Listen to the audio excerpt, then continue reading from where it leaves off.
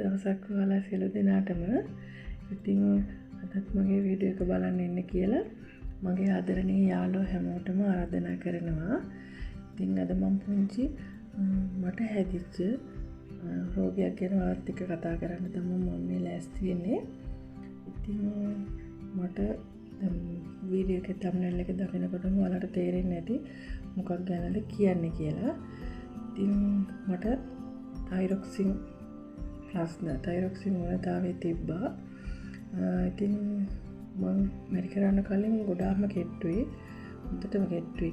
බාර සාමාන්‍යයෙන් කිලෝ 30කට 35කට වගේ තිබ්බේ. 40 පැන්නේ නැහැ.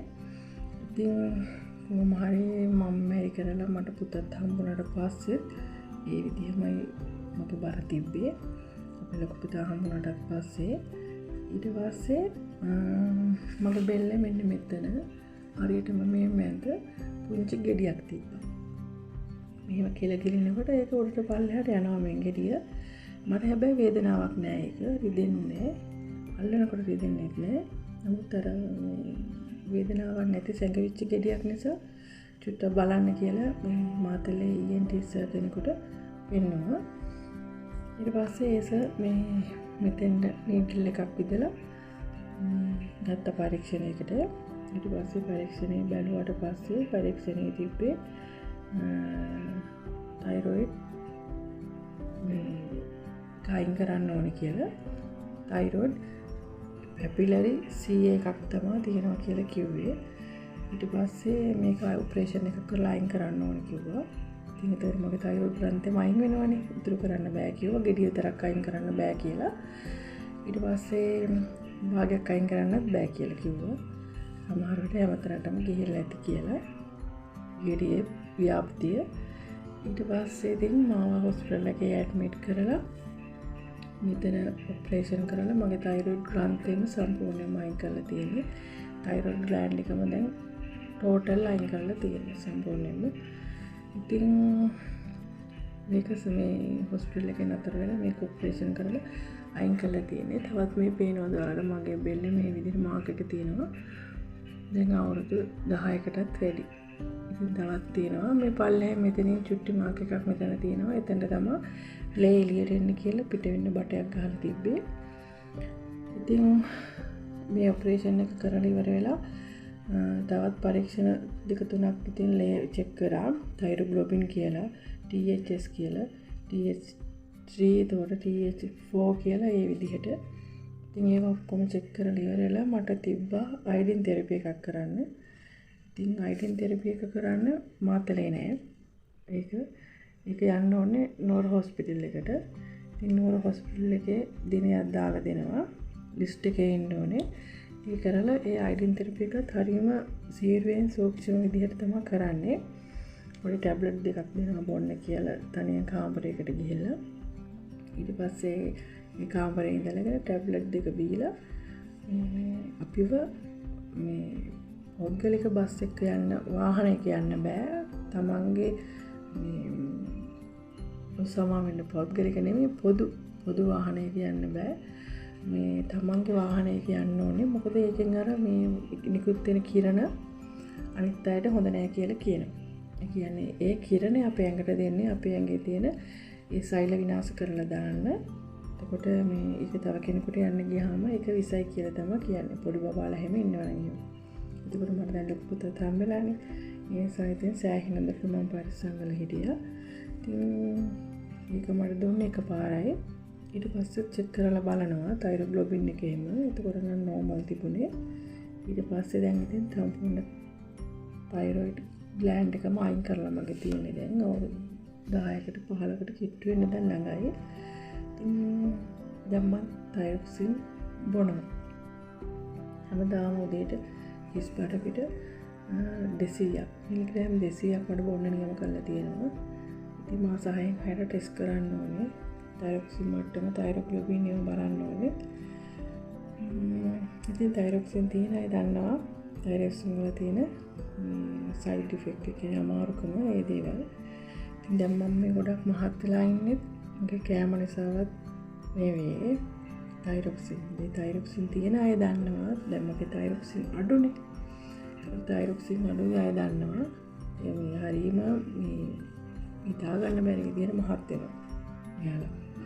මොකද ඒ කනකොට ඒ කෑම දිරවන එකේ පොඩි ප්‍රශ්නයක් එනවා. දිරවන එකේ අපහසුතාවයක් ඒ වගේ අර චුට්ටක් උදාසීන ගතියක් වගේ තියෙනවා තයිරොක්සින් නැති හින්දා.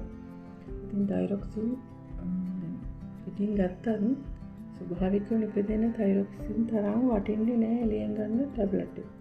අර අපිට අපේ අවශ්‍යතාවයට අපිට ජීවත් වෙන්න ඕන හින්දා තමයි ඒ තයිරොක්සින් එක මේ ටැබ්ලට් එකක් විදිහට අපේ ඇඟට ගන්න.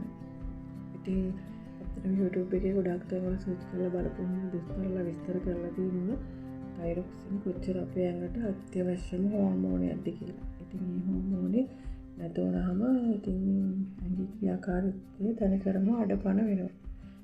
ඒක තමයි මට තියෙන්නේ.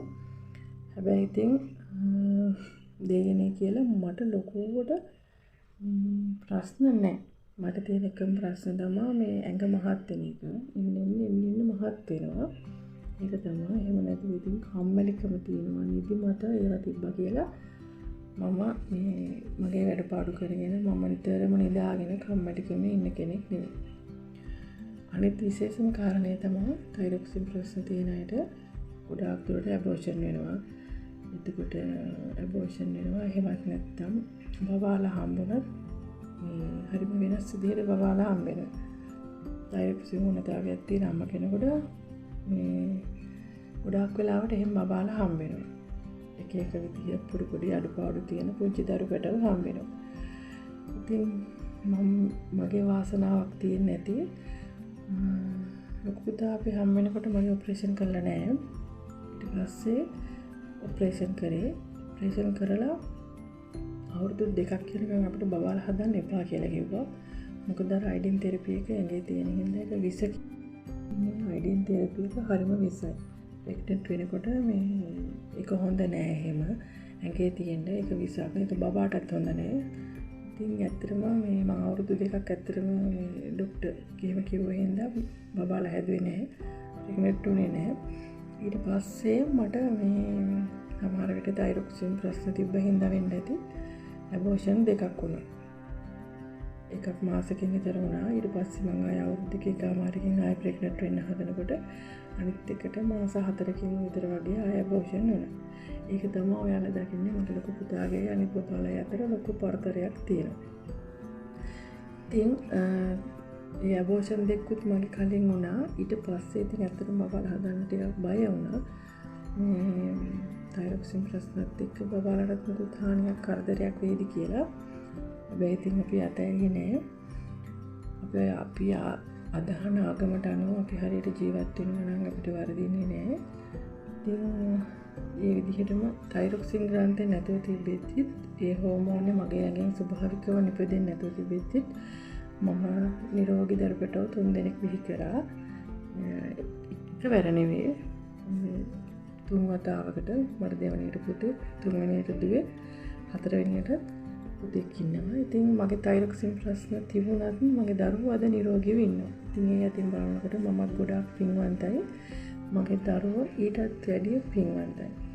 නැත්නම් මොනවා හරි ආබාධයක් මේ තිබ්බනම් අදේ ළමයි කොච්චර දුක් විඳිනවද, අපි කොච්චර දුක් විඳිනවද. ඉතින් මේ හින්දා ඉතින් ඒ ගැන හිතනකොට ඇත්තටම සතුටු හිතෙනවා.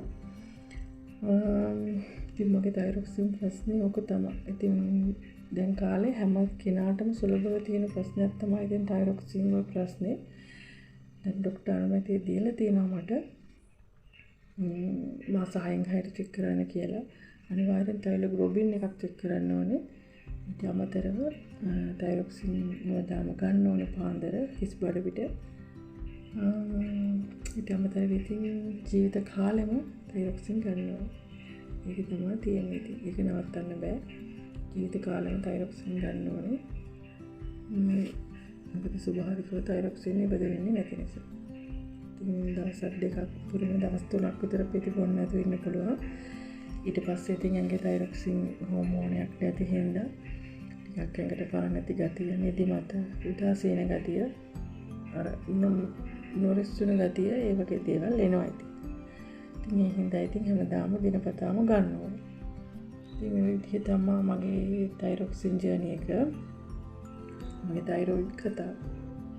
ඉතින් දැන් මේ තයිරොයිඩ් ජීවිතෙත් එක්ක ඉතින් තමයි දැන් මැරෙනකම්ම ඉන්නේ තියෙන්නේ. මගේ තියෙන මහත් වීමත් තයිරොක්සින් බොන එකත් ගැන මට මොකටම දුකක් දැනෙන්නේ නැහැ. මොකද මේ ප්‍රශ්නත් තියාගෙන මම නිරෝගී ලස්සන දරුවට 3 දෙනෙක් විහි කරා කියන සතුට සැනසීම තියෙනවා මට. මේ මගේ හිතවත් ගොඩක් අයට ඔය ප්‍රශ්න ඇවිල්ලා තියෙනවා. දරුවෝ සම්බන්ධව ඒවා බලනකොට ඇත්තටම දුක හිතෙනවා. මේ ප්‍රශ්න තියෙද්දි මොකක් හරි පිනක් මං කරන්නේ නැති කියලා හිතෙනවා. ඉතින් මට ඔයාලට දැනගන්න මගේ කතාව කිව්වේ මම. සමහර විට ඔයාලටත් තයිරොක්සින් ප්‍රශ්න තියෙන අය ඇති. තයිරොක්සින් අඩුකම හරි තයිරොක්සින් වැඩිකම හරි. ඉතින් මගේ කතාව තමයි මම ඔයාලත් එක්ක බෙදාගත්ත පුංචි වීඩියෝ එකක්. මේක මට වෙනම ලොකු කතාවක් විදිහට කියන්න තිබ්බා. නමුත් මේ දවස්වල මම ගොඩාක් කාර්යබහුලයි. මට වැඩ වැඩි ගෙදර මේ ඕඩර්ස් ඉඳලා හස්බන්ඩ් මයි කරගෙන යන මේ බිස්නස් එකේ ඕඩර්ස් ඉඳලා ඒ හින්දා තමයි මම මේ විදිහට වීඩියෝ එකක් කරලා ඔයාලත් එක්ක බෙදා ගන්න හිතුවේ. ඉතින් එහෙනම් තයිරොක්සින් සම්බන්ධව ඔයාලගේ අත්දැකීම් තියෙනවා නම් ඒවා මට කමෙන්ට් එකකින් දාන්න.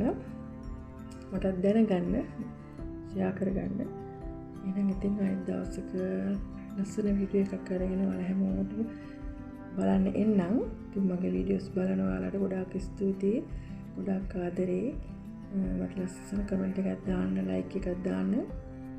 එහෙනම් ආයෙත් දවසක අලුත් වීඩියෝ එකක් අරගෙන ඔයාලා බලන්න එනකන් අදට මම සමුගන්නවා. හැමෝම එහෙනම් පරිස්සමින් ඉන්න, ගියෙන් එන්න.